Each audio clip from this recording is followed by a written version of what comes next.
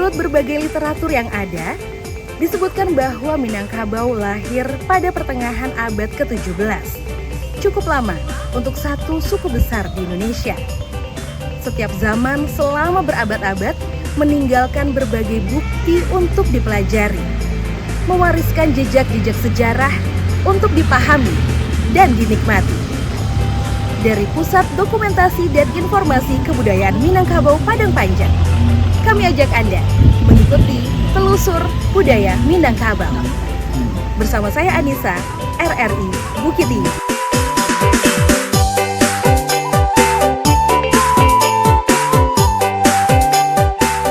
Sumatera Barat ranah yang kaya dengan sejarah, budaya, dan tempat wisata. Tak cukup waktu untuk menikmatinya. Kalau disuruh memilih mana yang pertama, kedua, dan ketiga, PDIKM Padang Panjang lah jawabannya.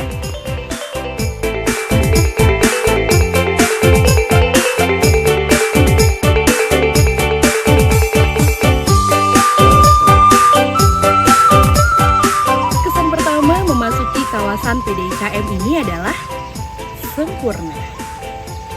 Bagaimana tidak pemirsa? PDIKM ini berada di area perbukitan, tepatnya di Kelurahan Silayang Bawah, Kecamatan Padang Panjang Barat, Kota Padang Panjang. Jadi jangan heran kalau hawa dan iklimnya begitu sejuk. Pemandangannya indah, suasananya sangat asri.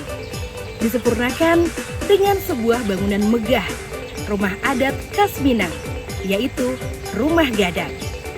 Tapi bangunan sebesar dan semegah itu kira-kira tempat apa ya?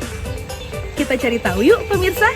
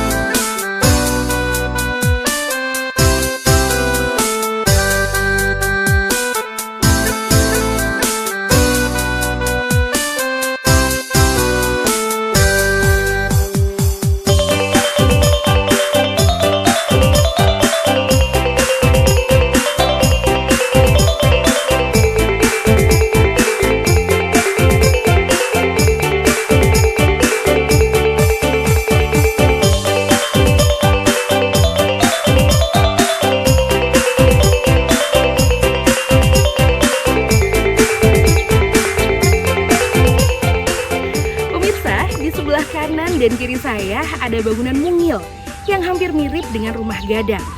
Namanya Rangkyang. Tapi kenapa ada di bagian depan bangunan ya? Nanti kita akan cari tahu juga tentang itu.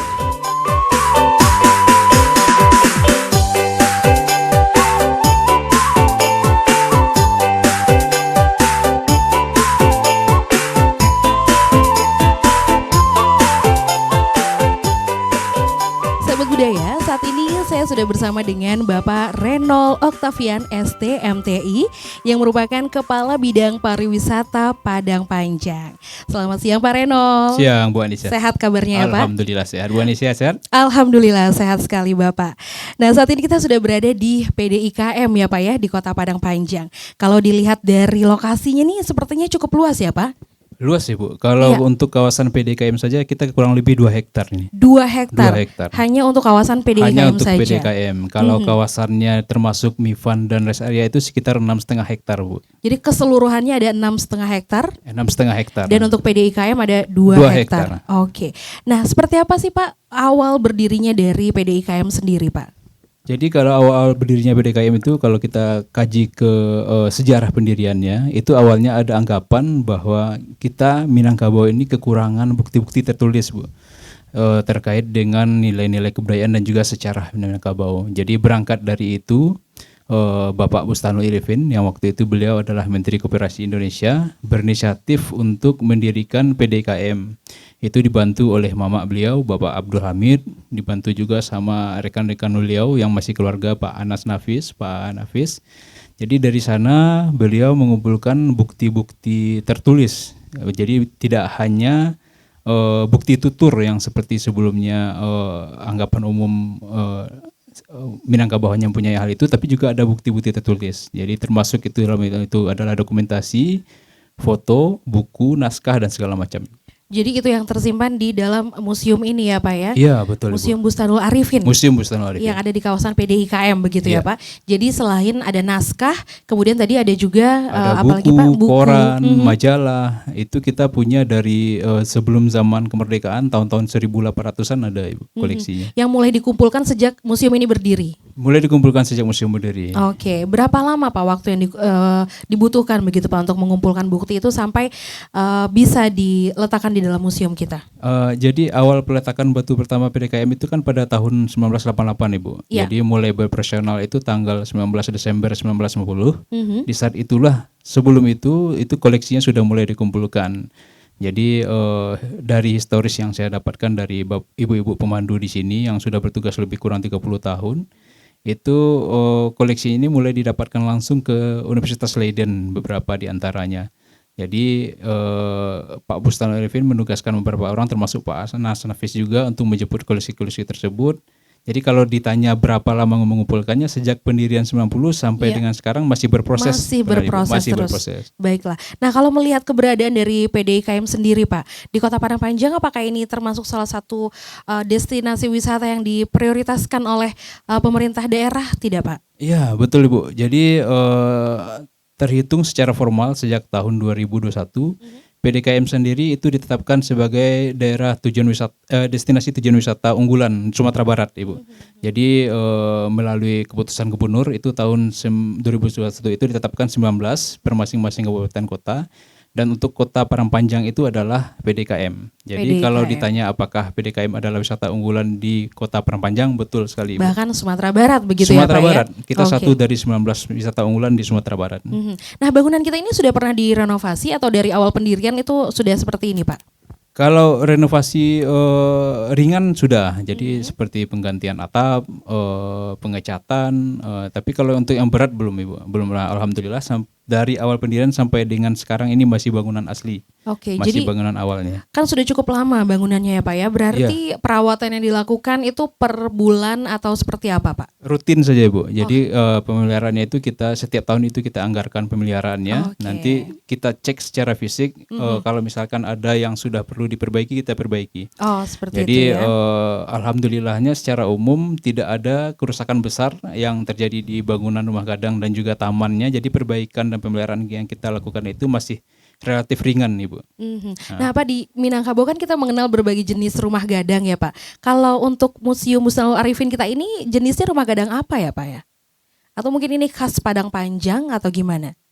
Ya, kalau di PDKM ini kita punya dua nih sebenarnya nih Bu, rumah gadang. Jadi rumah gadang yang pertama itu yang dijadikan museum dan juga itu di kantor sendiri itu juga rumah gadang. gadang ya. Nah, jadi untuk rencana pengembangan ke depan kita juga PDKM ini akan kita jadikan sebagai pelestari permainan tradisional juga selain rumah Oke. gadang. Nah untuk pengunjung sendiri Pak, ini kalau kan sekarang pandemi juga sudah berlalu begitu ya Pak ya. Bagaimana sih Pak tingkat pengunjung di PDIKM ini khususnya mungkin di Museum Bustanul Arifin ini Pak? Secara umum sudah mulai membaik Ibu. Jadi memang dampak pandemi kemarin cukup luar biasa bagi kami. Kami juga beberapa kali melakukan penutupan. Tapi terhitung sejak pertengahan 2022 itu sudah mulai normal kita, tidak ada penutupan lagi. Jadi alhamdulillah tingkat kunjungan pun sudah mulai hampir mencapai tingkat kunjungan di tahun-tahun sebelumnya.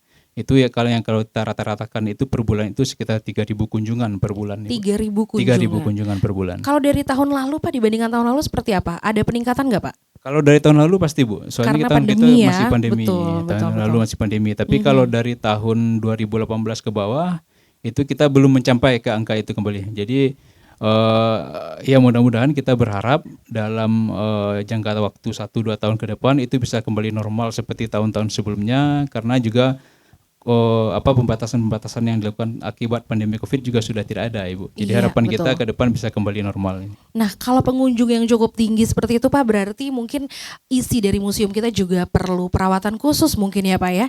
Iya, Seperti betul, apa Pak perawatan betul. yang dilakukan untuk isi-isi dari museum kita? Karena tentunya itu benda-benda yang sangat bersejarah Iya, begitu Pak. betul Bu. Gimana Jadi, Pak? Dari 3.000-an koleksi ini memang sebagian besar kita itu salinan nih Bu. Terkait dengan pemeliharaan sendiri itu kita secara harian kita lakukan perawatan, mulai dari membersihkan buku itu sendiri, merawat foto-foto yang ada, tapi langkah yang agak yang agak intens kami lakukan belakangan adalah digitalisasi koleksi Bu. Jadi kayak buku-buku itu udah kami scanning semua, kami bikin digitalisasinya, foto-foto yang ada juga udah kami bikin digitalisasinya. Jadi setidaknya kalau kondisi buku atau kondisi majalah atau fotonya itu sudah menurun, kita punya file digitalnya nih Bu, yang bisa kita replikasi kembali, bisa kita cetak kembali, jadi bisa terlihat seperti baru. Soalnya memang tidak bisa kita pungkiri alam kita Kota Prambanan ini agak lembab, jadi memang koleksi-koleksi seperti buku yang dari bahan kertas itu memang agak cenderung cepat penurunan kondisinya Bu. Iya, Jadi betul. itu langkah kita untuk merawat, salah satunya kita lakukan dengan digitalisasi koleksi tadi. Oke, sudah semuanya belum Pak yang digitalisasi koleksi kita Pak? Kalau foto alhamdulillah sudah, tapi kalau buku majalah naskah segala macam ini kita masih berproses ini Bu. Oke. Kalau tidak salah itu sudah mungkin sudah 20-30% mungkin sudah. Yang sudah didigitalisasi Sudah begitu ya Pak ya. Berarti yang bisa didigitalisasi adalah yang berbentuk teks berarti. Iya. Oke, selain itu seperti apa perawatannya Pak? Mungkin untuk seperti benda-benda lain yang bukan termasuk teks atau kertas gitu Pak? Iya, seperti koleksi baju-baju apa semacam itu Iya. perawatan rutin harian saja Bu. Jadi kita Oke. merawat dari paparan debu, lembab apa segala macam itu kita rawat dari itu aja. Jadi kita Oke. tidak ada perlakuan khusus juga. Dulu ada sih proses-proses untuk mengatasi jamur apa segala macam. Cuma belakangan karena kita juga perawatannya makin rutin, jadi sudah tidak perlu sampai ke situ Bu. Oke Pak. Ada berapa Pak kalau boleh tahu karyawan yang khusus untuk menangani museum kita, perawatan-perawatannya itu ada berapa orang Pak? Kalau termasuk taman itu 27 orang Bu. 27 Kalau termasuk orang. taman. Rasanya sudah cukup ya Pak ya untuk bisa menjaga koleksi-koleksi kita ya Pak? Kalau untuk rumah gadangnya insya Allah mungkin udah cukup. Tapi kalau untuk taman kita sebenarnya masih butuh tambahan ini Bu. Soalnya area kita cukup luas, Betul. 2 hektar. Koleksi tanaman kita juga cukup variatif. Jadi memang butuh perlakuan khusus sebenarnya. Jadi kemungkinan penambahan khusus di bagian taman ada sih Bu, Oke. rencananya. Tapi dengan kondisi yang sekarang saja tamannya sudah sangat terawat sekali terlihat ya Bu, Pak ya. alhamdulillah. Oke, nah Pak kalau untuk promosi nih Pak ke dunia luar, seperti apa Pak yang dilakukan oleh pihak dari PDIKM sendiri ataupun mungkin dari pemerintah daerah, bagaimana mempromosikan museum kita PDIKM ini ke luar begitu Pak? Oke, kalau untuk promosi cara-cara konservatif mungkin masih kita pakai Bu, Iya. seperti istilahnya kita menyebar leaflet, menginformasikan di media-media gitu kan. Tapi yang cara-cara yang lebih baru juga kita pakai Bu. Jadi misalkan memanfaatkan media sosial, memanfaatkan media elektronik, website segala macam gitu. Jadi memang kita lebih intensifnya ke sana sekarang. Oke. Karena mengingat dan melihat perkembangan zaman juga, mau nggak mau kita ikut itu. Dan alhamdulillahnya efektif Ibu. Jadi memang dari beberapa tamu, khususnya yang tamu-tamu muda, itu memang mendapat informasi mengenai keberadaan PDKM dan juga keunggulan PDKM itu dari media sosial dan juga elektronik. Selain itu kita manfaatkan juga dengan pelaksanaan event-event kegiatan yang kita iringkan dengan misalkan lomba foto, vlog segala macam. Jadi secara tidak langsung itu menjadi media promosi juga. Iya, Bu. betul sekali Ya. Pak. Dan kegiatan itu sudah dilaksanakan juga ya Pak ya? Sudah. Dalam waktu sudah. dekat ini mungkin Pak? Yang terbaru itu kita baru melaksanakan acara culture exchange dengan konsulat Amerika Bu. Dengan konsulat Amerika. Dengan konsulat Amerika kita baru melaksanakan itu. Mungkin yang akan kita laksanakan dalam waktu dekat itu festival kasidah salah Festival satunya. Kasidah, Jadi oke. dari tahun-tahun sebelumnya kita juga ada Arfest, kita juga ada festival PDKM gitu. Jadi beriringan dengan pelaksanaan event-event tersebut, kita adakan lomba yang kita manfaatkan secara tidak langsung, ya istilahnya partisipasi si peserta itu sebagai media promosi juga. Iya, Dan betul. cukup efektif juga Ibu. Pak, dengan luasnya lokasi PDIKM ini Pak, apa saja fasilitas yang ada di sini Pak? Yang pasti dari aspek amenitas kita rasanya sudah cukup lengkap. Iya. Kita sudah ada musola, toilet, sudah ada kantin juga. Untuk attractionnya kita juga sudah cukup banyak rasanya gitu Bu. Tapi memang istilahnya karena ini pariwisata dinamis, kita masih harus berkembang. Jadi ke depan pun kami tetap berusaha melengkapi dengan lebih baik lagi itu Bu. Jadi misalkan kalau kayak toilet misalnya hal sederhana, tapi di kementerian sendiri itu jadi salah satu hal yang menjadi topik utama gitu. Iya, Jadi betul. kita beranggapan kita sudah cukup, ternyata masih kurang gitu. Masih Jadi kurang, itu ya. rencana-rencana pengembangan. Mhm. Jadi biar dari aspek amenitasnya, attraction-nya dan akses kita makin lengkap, Ibu. Oke. Nah, kalau dari pengunjung-pengunjung yang datang nih Pak, misalnya Bapak ketemu sama pengunjung bercerita-cerita, apa sih Pak menurut Bapak yang membuat pengunjung itu mau datang ke PDIKM, khususnya ke Museum Bustanul Arifin ini Pak? Budaya dan alam, Bu. Budaya dan alam. Jadi Mhm. sebagian besar dari pengunjung dan juga hasil rekomendasi mereka kepada tamu-tamu yang akan datang berikutnya, rata-rata mereka tertarik dengan kebudayaan dan juga alam Minangkabau. Jadi nanti mungkin bisa Ibu cek sendiri ke dalam. Kita di dalam kita ada pemandu, kita juga ada koleksi-koleksi yang istilahnya memperlihatkan seperti apa sih wajah Minangkabau di saat dulu gitu, dari aspek kebudayaan dan juga aspek sejarahnya. Jadi itu yang menjadi daya tarik utama, main attraction dari keberadaan PDKM ini, Bu. Oke, jadi kesan yang didapat oleh masyarakat setelah berkunjung ke PDIKM ini apa yang Bapak harapkan? Harapannya ya sila pengunjung ini bisa mendapatkan, memahami, mengetahui bahwa kebudayaan Minangkabau itu memang ada dan kaya gitu. Jadi bukan hanya yang seperti yang mereka lihat di TV atau media-media apa ya, tapi di sini mereka bisa menyaksikan secara langsung. Mereka bisa membuktikan secara langsung bahwa kebudayaan Minangkabau itu tidak hanya dari mulut ke mulut, tidak hanya dari cerita-cerita, tapi nyata-nyata adanya gitu, Bu. Memang kekayaan khasanah Minangkabau ini itu yang ingin kita jaga, kita lestarikan melalui mungkin dokumentasi dan informasinya tadi. Oke, Pak, dari sekian banyak pengunjung, kemudian juga benda-benda koleksi yang ada di museum kita, apa nih Pak yang paling menarik untuk pengunjung, Pak? Biasanya pengunjung kalau datang ke sini tuh pengennya tuh ngelihat apa di dalam itu, Pak? Rata-rata ingin melihat rumah gadang, Bu. Rumah gadangnya ya, Pak rata-rata ya? ingin melihat rumah gadang. Jadi memang istilahnya rumah gadang kita ini kalau dari ukuran mungkin tidak sebesar Pagaruyung, istana misalnya Iya, gitu kan. betul. Tapi dari segi keindahan rasanya tidak kalah dari rumah Iya, gadang. betul Karena sekali. ini memang secara ininya dalam pembuatan PDKM ini diiringi oleh taman yang memang kaedahnya sebuah rumah gadang itu memang harus ada tamannya gitu. Oh, seperti itu ya, Dan- Pak. Halaman dan luas begitu ya, halaman Pak ya? luas, dan tanaman-tanaman yang ada pun itu memang tanaman-tanaman yang secara secara kultur itu memang Iya. tanaman yang ada di sebuah rumah gadang gitu. Memang dibuat sedemikian rupa gitu ya, Pak. Jadi kalau memang pengunjung ingin melihat seperti apa sih rumah gadang yang sesungguhnya di zaman dulunya di Sumatera Barat atau Minangkabau, ya seperti yang di PDKM inilah. Betul sekali. Lengkap dengan rangkiang juga ya, Ada Pak ya. rangkiang juga, Ada ada kolam ikan juga kolam ikan begitu ya, juga. Pak. Jadi tumbuhannya, tanaman-tanaman di sini bukan sekedar ditanam karena keindahannya saja, Tidak. tapi memang begitulah rumah gadang yang Nilai-nilai sebenarnya. filosofisnya ada, Ibu. Nilai filosofisnya, betul sekali. Nah, kalau ada satu kalimat Pak untuk PDIKM, apa nih kira-kira dari Pak Renol nih? Kalau kita secara khusus mungkin nggak punya tagline juga ya, Bu. Iya, betul. Dari Pak Renol Tapi sendiri deh. kalau dari saya pribadi Iya. mungkin keberadaan PDKM ini membangkit Bantang Tarandam, menjaga adat budaya Minangkabau tetap lestari, Bu. Baiklah, setuju sekali Pak. Membangkit Batang Tarandam dan menjaga adat Minangkabau tetap lestari. Betul sekali. Baiklah, terima kasih banyak Pak Renol untuk Sama-sama, waktunya Bu ngobrol-ngobrol Anissa. bersama kami di Obrolan Budaya. Terima kasih juga Baiklah, bagi kami. sahabat budaya jangan kemana-mana, tetap bersama kami dalam Telusur Jejak Minangkabau.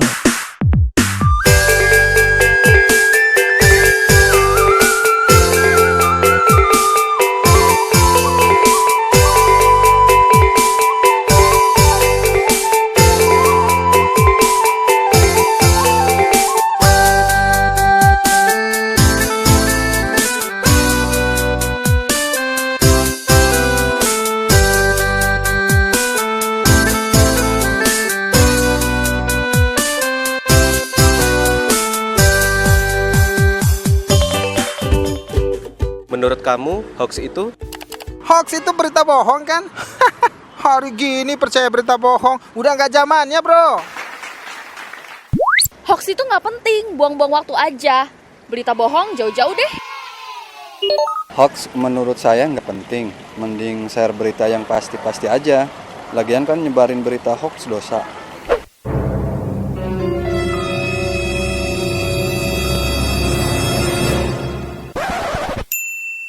Nah, buat kamu, jangan asal share atau menyebarkan berita hoax ya. Baca dengan teliti, lalu klarifikasi kebenaran berita, biar nggak jadi korban hoax.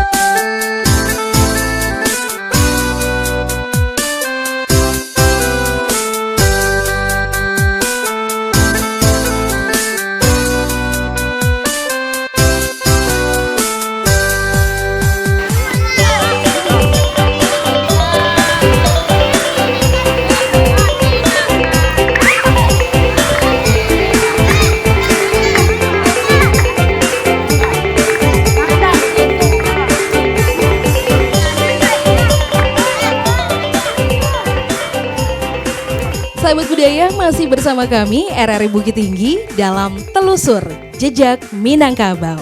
Dan kali ini saya sudah bersama dengan Ibu Yunita Sastra AMD yang merupakan koordinator PDIKM Padang Panjang. Selamat siang Ibu Yunita. Iya, selamat siang Kak Anissa. Iya, Bu Yunita sebagai seorang yang dekat sekali dengan PDIKM ini, kalau boleh tahu sudah berapa lama nih Ibu menjadi karyawan atau pegawai di sini nih Bu? Kalau di Dinas Pemuda Olahraga dan Iya. Pariwisata itu sejak tahun 2021 sudah jalan 2 tahun lebih. Di PDIKM-nya dari awal sebagai wakil dan sekarang dari pertengahan tahun 2022 sebagai koordinator. Baiklah. Nah Ibu, ketika pengunjung memasuki area atau kawasan PDIKM ini ya Bu ya, seperti kami tadi waktu datang ke sini Bu, itu apa nih Bu yang akan mereka saksikan begitu Bu? Jadi setiap pengunjung yang datang ke PDIKM tentunya harus membayar retribusi masuk. Itu untuk dewasa harganya Rp5.000 dan untuk anak-anak Rp3.000. Dan begitu mereka masuk, nanti kita akan menyambut mereka di dalam rumah gadang. Jika mereka rombongan, biasanya kita akan memberikan pelayanan informasi tentang kebudayaan Minangkabau. Nah, di dalam rumah gadang kami ada tenaga pemandu 3 orang dan itu ibu-ibu yang memang dari awal berdirinya PDIKM sudah bertugas di PDIKM. Berarti sudah sekitar 30 tahunan ya Bu? Iya, sudah 33 tahun. 33 tahun. Jadi beliau memang adalah senior kami di sini yang sangat mengenal PDIKM.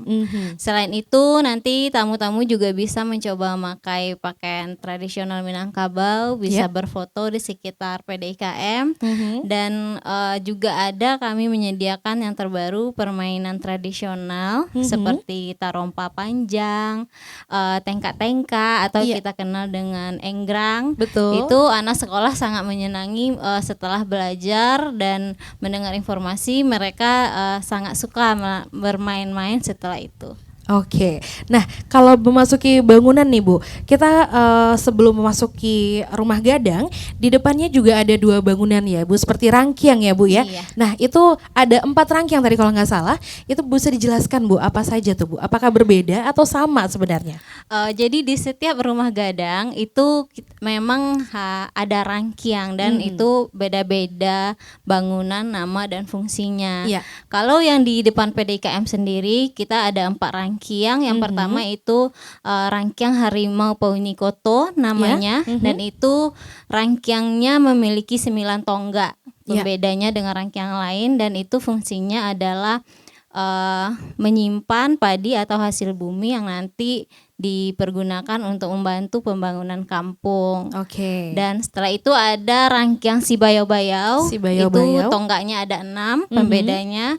Dan ini adalah tempat menyimpan padi atau hasil bumi yang akan dipergunakan untuk kebutuhan sehari-hari. Oke, kalau yang tadi untuk kampuang begitu ya Bu ya. Kemudian ini untuk sehari-hari. Iya. Kemudian dan Bu, 2 lagi itu ada rangkiang si Tinjau Lawi dan rangkiang si Tinjau Lawi dan rangkiang si Tenggang Lapa.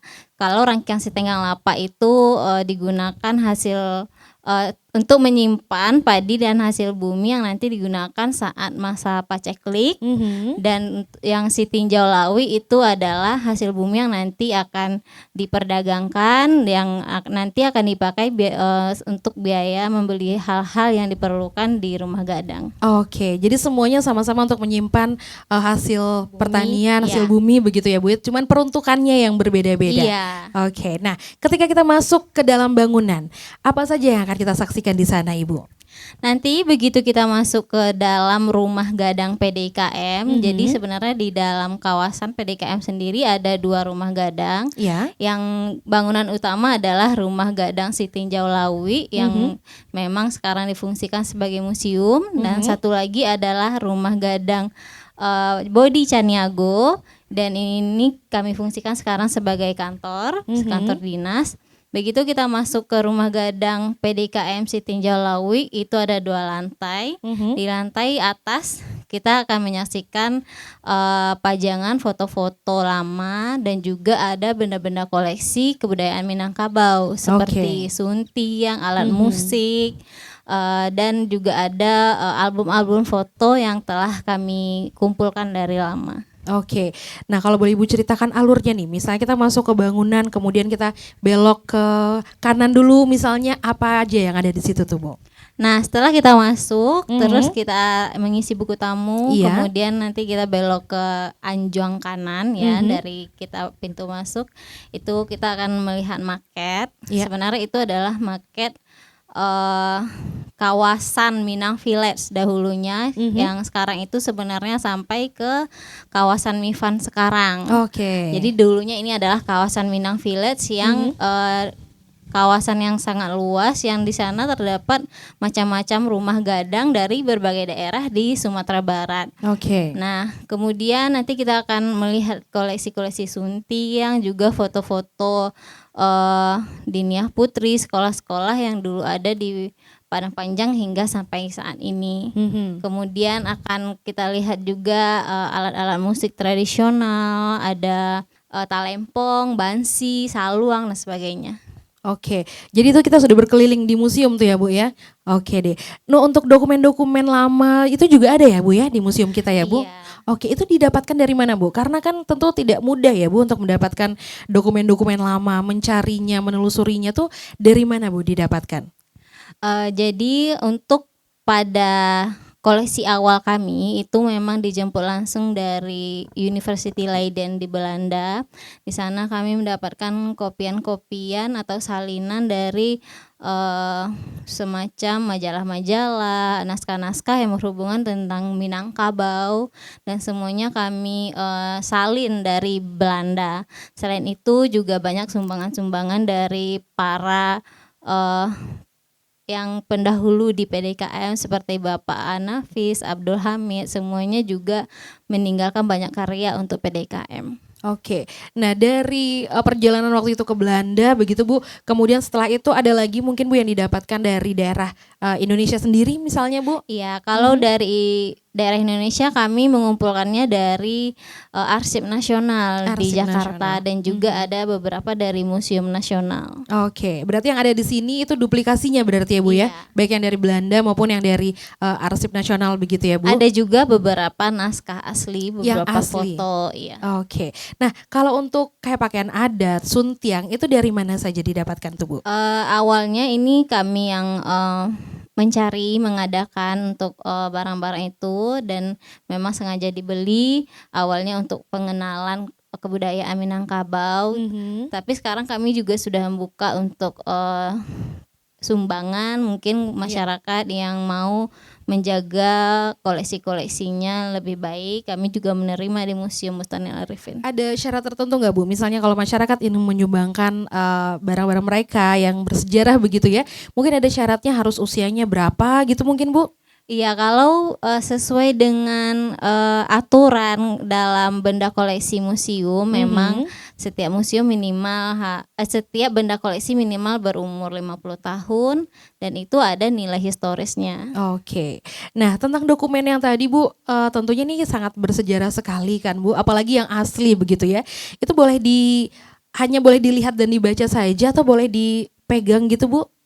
Jadi kami menyimpan dokumen-dokumen ini dalam pustaka yang memang dikelola secara pustaka khusus yang hanya boleh diakses oleh petugas yang bersangkutan di sana. Oke. Jika pengunjung ingin melihat koleksi atau ingin mencari informasi di pustaka, itu kami menyediakan literatur. Nanti di sana pengunjung akan mengakses data-data buku yang kami miliki atau informasi yang kami miliki. Nanti petugas yang membantu mencarikan ke dalam pustaka. Oke. Dan saat ini kami juga sedang menyiapkan literatur elektronik atau digital yang nanti bisa diakses dari mana saja, dan pengunjung atau yang ingin mencari informasi di PDKM bisa melihat datanya dulu dan nanti bisa baru ke PDKM gitu. Oke, jadi totalnya ada berapa koleksi kita di PDKM ini, di Museum Bustanul Arifin ini Bu? Kalau untuk koleksi informasi itu ada sekitar 3.000-an. 3.000-an ya Bu, cukup banyak ya Bu? Iya, sangat banyak. Baiklah, nah pengunjung kita itu rata-rata dari mana aja Bu? Kalangan mana aja yang biasanya berkunjung ke sini Bu? Yang datang ke PDKM itu hampir semua kalangan ya, Iya. dari anak sekolah, dari mancanegara, dari tamu-tamu negara, VIP juga sangat banyak ke sini. Siapa aja Bu tamu-tamu VIP yang sudah pernah datang ke PDKM ini Bu? Dalam tahun ini kita sudah kedatangan kemarin pelaksana tugas Wakil Dubes AS ya untuk Indonesia, dan di bulan Januari kemarin juga kedatangan Pangdam Siliwangi, Iya. Bapak Kunto Agus Kuncoro. Wah luar biasa ya.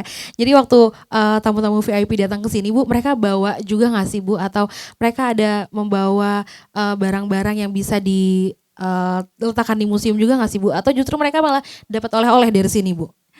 Kebetulan tamunya langsung di welcome sama wali kota kami, Iya, jadi memang tamu wali kota gitu ya. Kami Oke. juga memberi pelayanan sebaik mungkin. Oh gitu. iya betul-betul, baiklah Bu. Jadi pengunjung anak-anak sekolah juga banyak ya Bu ya yang datang ke sini ya. Sangat banyak sekali. Nah untuk pengunjung yang mungkin rame gitu Bu kayak anak sekolah, mereka harus reservasi dulu atau seperti apa Bu? Kami sosialisasikan di sosial media itu sebaiknya kunjungan yang akan membawa rombongan itu untuk bereservasi dulu di online, di secara online, karena di sosial media kami di @pdkm.padangpanjang itu kami ada link tree yang bisa diakses ke pengelola, dan juga ada link tree untuk langsung ke form reservasinya. Oke. Jadi sebelum kedatangan kami udah tahu nih ada tamu yang mau datang gitu. Iya. Atau mereka juga biasanya lewat DM Instagram memberitahukan gimana sih caranya kalau mau ke PDKM. Nah, di sana langsung kami respon dan kami sarankan untuk bersurat atau melakukan reservasi. Oke, dan ketika mereka sudah berada di sini, kegiatannya biasanya apa saja tuh Bu Yunita? Kalau rombongan otomatis mereka langsung nanti kami sambut dan kami ajak berkeliling di dalam rumah gadang, kemudian diberikan informasi tentang kebudayaan Minangkabau, dan biasanya mereka juga membawa lembar tugasnya masing-masing ya. Iya. Kemudian nanti kami akan ikut memandu menjelaskan tugas-tugas yang mereka bawa dari sekolah. Kemudian nanti biasanya ada juga yang makan siang di sini, kemudian mencoba permainan tradisional yang kami Khususnya siapkan. mungkin anak-anak sekolah ya Bu ya, Iya. mereka akan coba permainan-permainan tradisional di sini. Ada permainan yang mungkin tidak bisa mereka dapatkan lagi di luar begitu ya Bu ya, Iya. khusus ada di PDIKM tentunya. Oke Bu, nah ini apa ya Bu ya kalau kita tahu tentang PDIKM ini Bu, tentunya operasinya itu kapan aja sih Bu? Apakah sama dengan jadwal museum secara nasional yang libur hari Senin gitu Bu, atau gimana nih? Khusus kami di PDIKM kami Aha. buka tiap hari. Buka tiap Iya, hari? dari jam 8 pagi hingga jam 16.30. Oh gitu, jadi hari Senin pun buka berarti ya Hari Bu ya? Senin pun buka. Setiap hari. Iya. Berarti selalu ada petugas operasionalnya di Selalu sini ada. begitu Bu? Iya. Oke. Nah sejauh ini Bu, dari mana sih Bu tamu yang paling jauh? Kalau tadi ada dubes dari Amerika ya Bu ya? Iya. Nah dari mana lagi tuh Bu tamu-tamu yang paling jauh datang ke sini?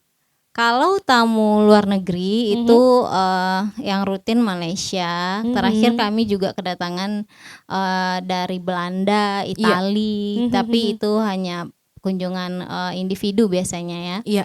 Kalau dari Indonesia terakhir juga ada yang dari Papua singgah ke sini. Oh dari Papua, wah luar biasa. Bu kalau kita tahu nih, kalau untuk anak-anak zaman sekarang mungkin berkunjung ke museum itu akan meninggalkan kesan yang ngapain ke museum, membosankan begitu.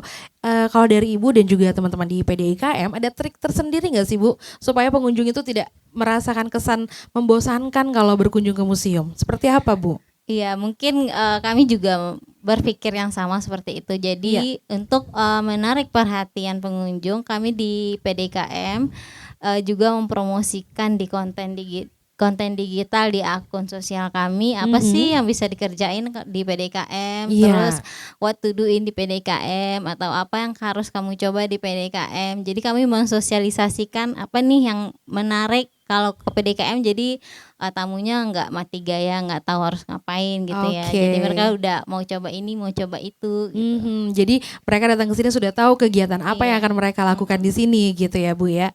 Nah kalau dari rumah gadang kita sendiri tadi namanya adalah Si Tinjau Lawi ya Bu. Iya, benar. Nah itu ada filosofinya nggak sih Bu dari rumah gadang itu Bu? Rumah gadang Tinjau Lawi itu sebenarnya adalah bukan si tinjalo, rumah gadang Kotopiliang. Kotopiliang. Oke. Jadi rumah gadang Kotopiliang itu adalah sesuai dengan kelarasan di Minangkabau, karena kita ada 2 kelarasan, yaitu kelarasan Kotopiliang dan Bodi Caniago. Dan Kotopiliang terkenal dengan kelarasan yang menganut sistem berhierarki, yaitu Bajanjang naik, Batanggo turun.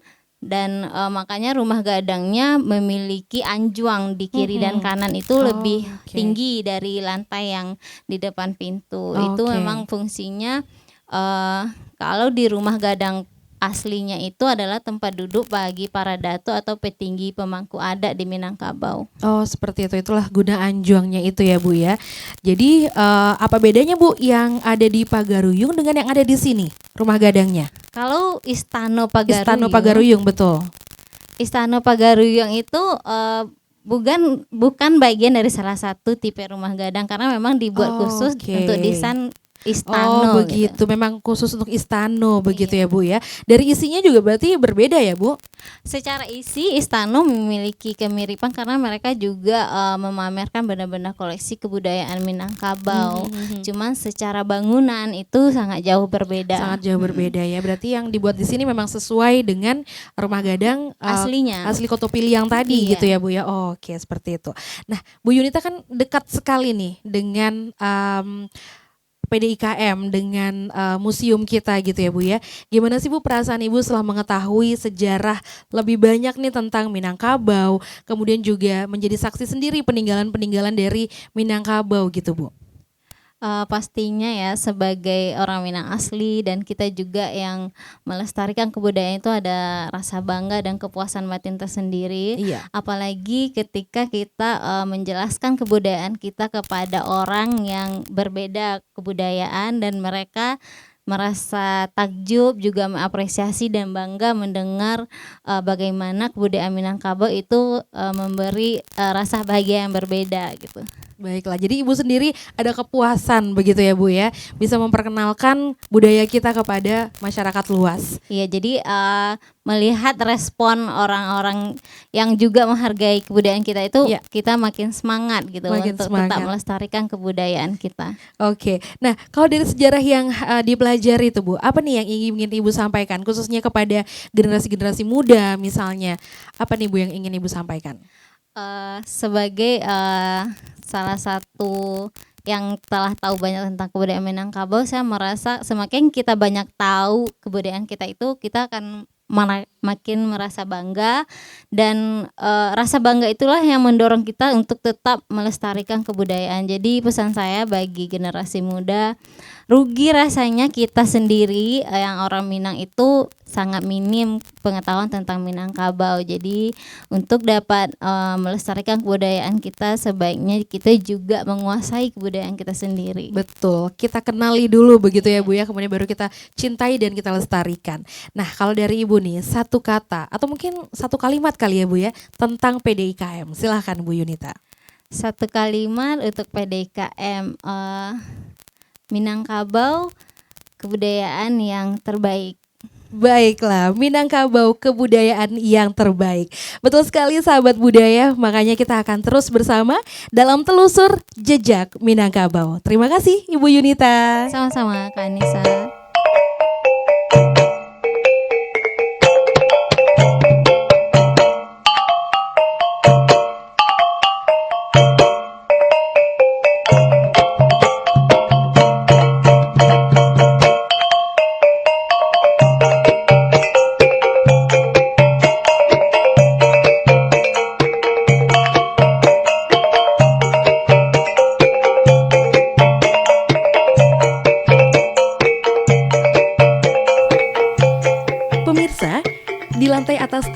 Kita udah saksikan begitu banyak dokumentasi dan beberapa benda peninggalan zaman dahulu.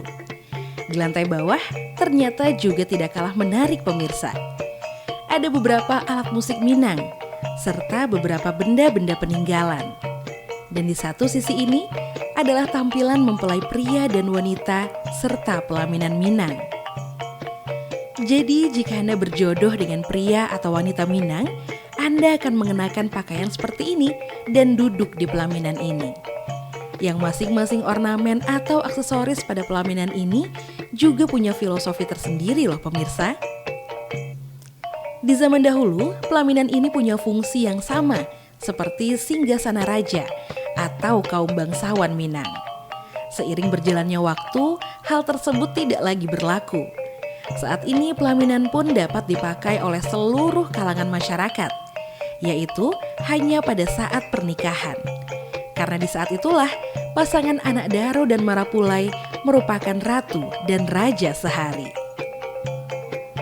Dekorasi ruang resepsi dan pelaminan didominasi oleh warna merah dan emas. Dominasi warna merah dalam pelaminan Minang merupakan salah satu bentuk akulturasi budaya antara masyarakat Minangkabau zaman dahulu dengan Cina yang banyak singgah di Pulau Sumatera. Dasar pelaminan atau bagian paling belakang dari pelaminan mengandung makna bahwa setiap suatu keinginan atau niatan kemudian dikerjakan, maka ia harus mempunyai dasar yang jelas dan kuat. Kain bakabe atau bersatu menyimbolkan sebuah perkawinan, adanya ikatan antara pengantin pria dan wanita. Ikatan tersebut diatur dalam ketentuan agama, adat, dan undang-undang. Semuanya itu harus dipedomani dan diamalkan dalam kehidupan berumah tangga. Sebeng atau lelansia yang terletak di sebelah kiri dan sebelah kanan kain bakabe fungsinya sebagai pengapit dari kain bakabe dengan harapan dapat memperkokoh pelaminan dan rumah tangga. Kelambu pada pelaminan disusun berlapis-lapis dan diikat secara longgar. Kelambu berjumlah 7 lapis, 3 lapis, dan 2 lapis, tergantung derajat orang yang akan memakainya. Kain balapiah, jalinan kain yang terdiri dari 3 helai kain dengan warna merah, kuning, dan hitam.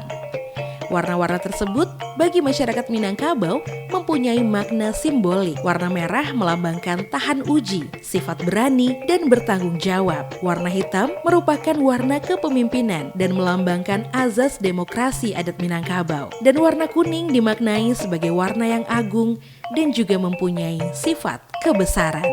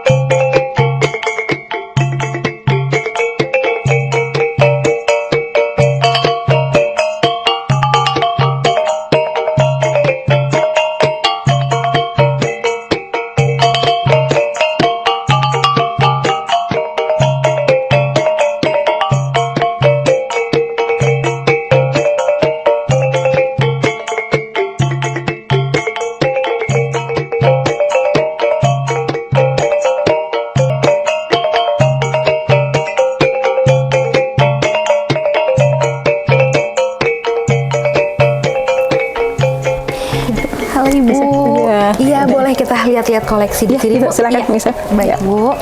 Ya, Ini naskah-naskah ya, Bu? enggak, gini ini foto-foto. ini foto-foto. Foto-foto lama. Ya, jadi mungkin ada yang seperti ini. Contohnya ada stempel cap Pagaruyung. Ini stempelnya juga kan, cap Sultan Pagaruyung. Dari dulu sebesar itu ya, Bu?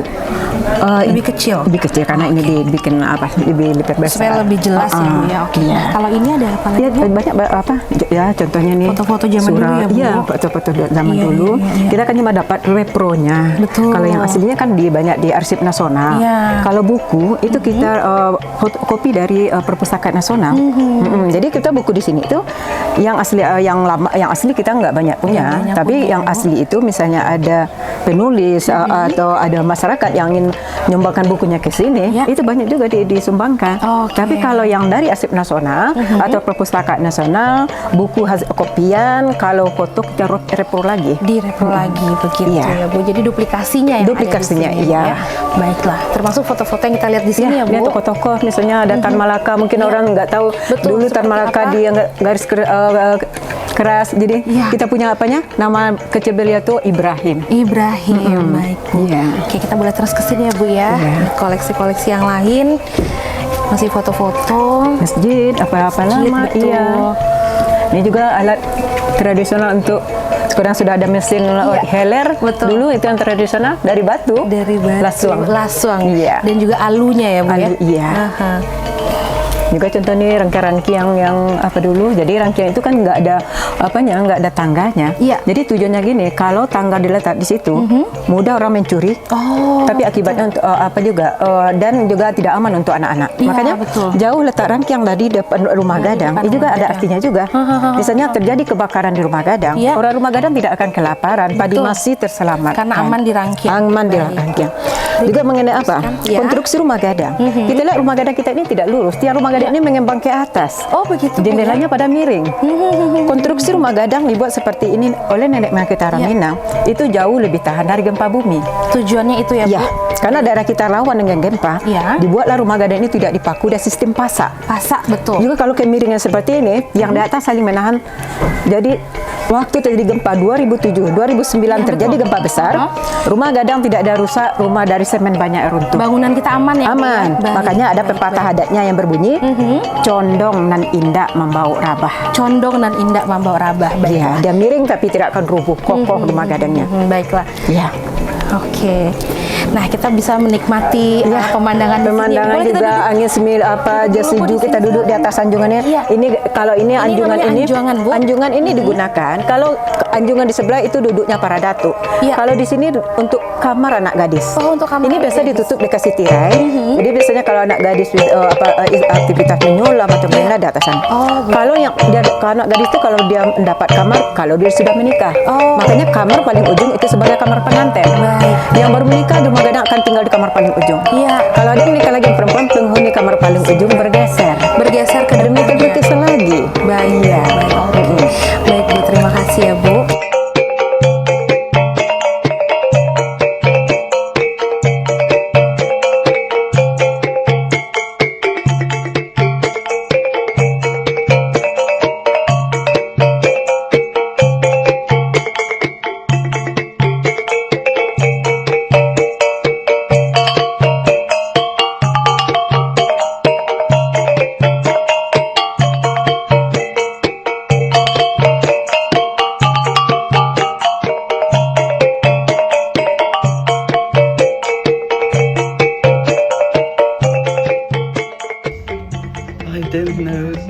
About it, but I think it's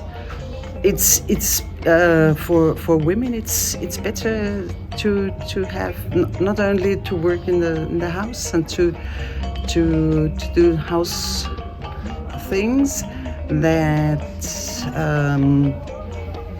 it's very interesting to work to give the child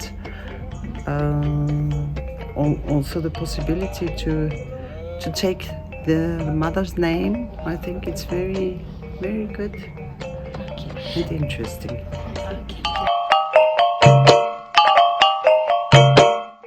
Sejak diresmikan 17 Desember 90, Ibu sudah bertugas di sini sampai sekarang.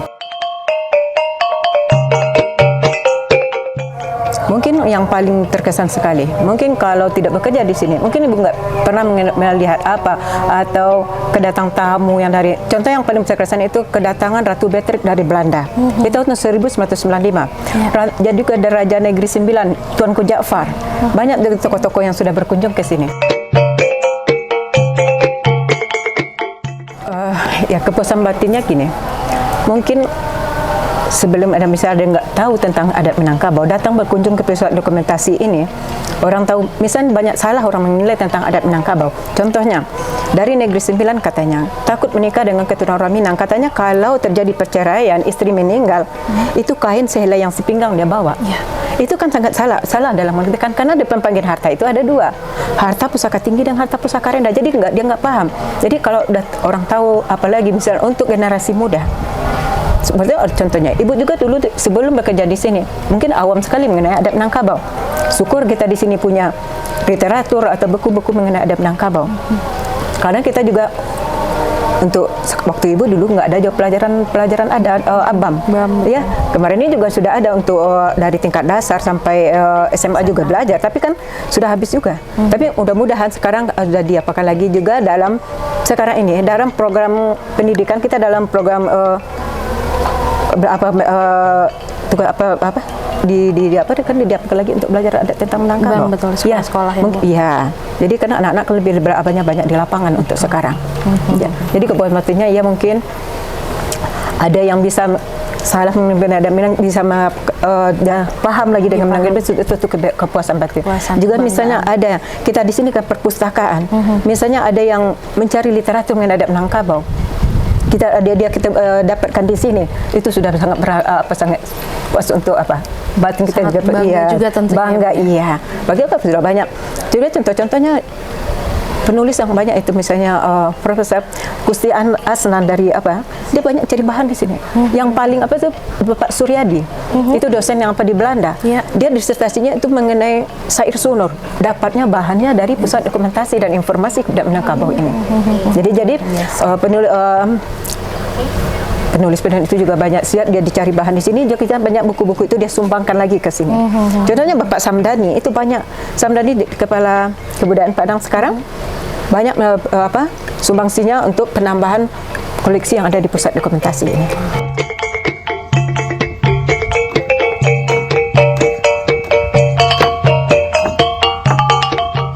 Menghargai sejarah dan melestarikan budaya tidaklah cukup dengan mengadakan selebrasi dan menyorak-nyorakannya saja.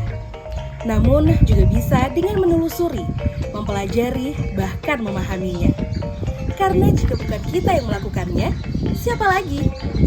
Jika tidak dimulai dan ditelusuri, bagaimana kita bisa mengetahui? Saya Anissa, sampai jumpa di lain edisi.